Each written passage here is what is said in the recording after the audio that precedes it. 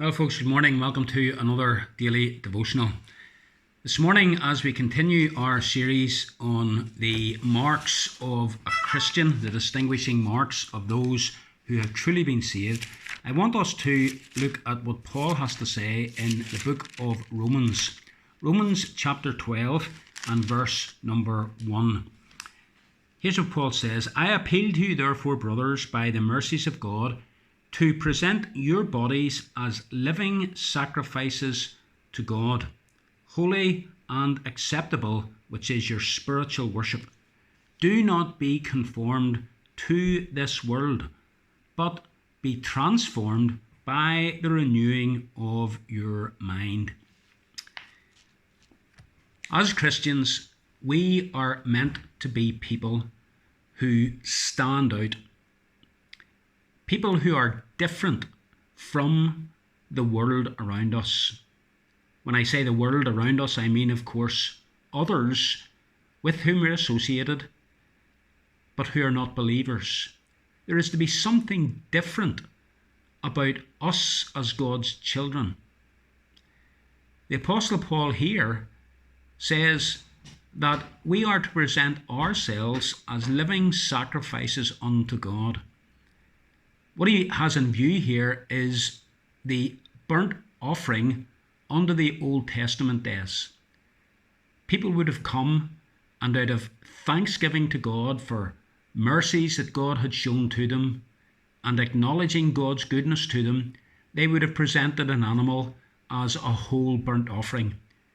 The animal was completely given over to God and consumed in the flames. Nothing of it remained. And it was a symbolic presentation of themselves to God, saying, my whole life is given over to you, Lord. Paul says, as Christians, we are to give our lives to God in this way. And then he goes on and he says this, that we are not to be conformed to this world. There's a lovely paraphrase of this by J.B. Phillips. He translates it like this: do not allow the world to squeeze you into its mould. As Christians, we should not just be like everyone else. The world has a particular mould, and that mould is determined by its moral values and standards. It's determined by the things that it values and counts as important and precious. It's determined by what the world calls success and beauty. And people are squeezed into this mould. Christians are not to be squeezed into this mould. We're to be different. Unlike people around us, we're to have different moral values that we live by, different moral standards that we keep. So the Christian, for example, will, by the grace of God and with the help of His Spirit, seek to live a morally upright life, not fall into obvious sin. He or she will be a man or woman of integrity. They will be kind and generous. They will be someone who can be depended upon. They will be compassionate. These are things that should mark us out as Christians.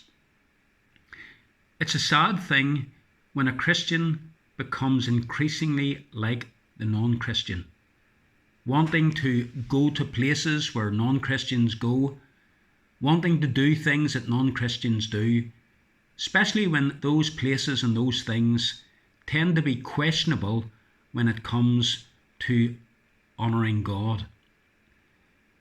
It also applies to how we dress, particularly so for young women. Immodesty is the world's pattern.